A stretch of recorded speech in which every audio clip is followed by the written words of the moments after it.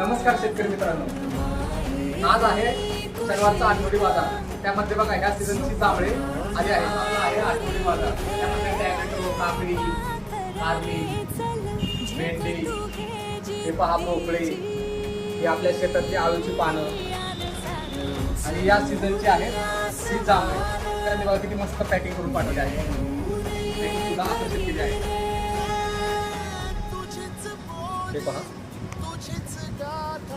मस्त टेस्टी झालं.